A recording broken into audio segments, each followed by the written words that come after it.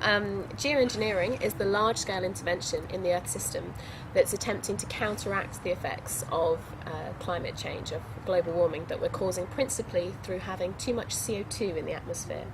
Now, there are two ways of doing this. There are two types of things that fit under geoengineering.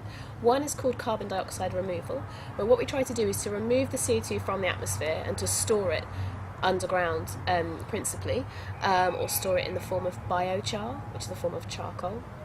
And so there's a group of ideas looking at carbon dioxide removal, and then we have this other group which is called solar radiation management, where the idea is to try and cool the planet. So you're trying to balance out the warming that we get because there's too much CO2 in the atmosphere by cooling the planet, by reflecting a little bit of sunlight away. So these two ideas that have they've always been around, but there's been a lot more interest in them in the last, say, since about 2006, and that interest has been fueled by us knowing we need to mitigate our emissions, so that's to reduce our emissions of CO2, but not actually seeing that translate. Our CO2 emissions are still rising. So we know what we need to do, but we're not managing to do it. So this has caused a lot of people to have a look at these geoengineering ideas.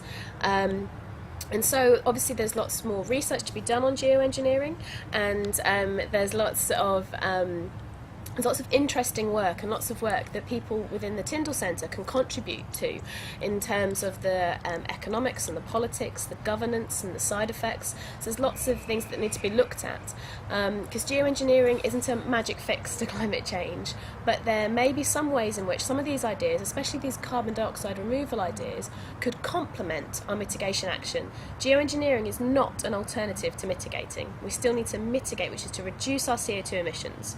But what we could do is there's some potential within some of these geoengineering ideas to help complement that, to help us avoid dangerous climate change.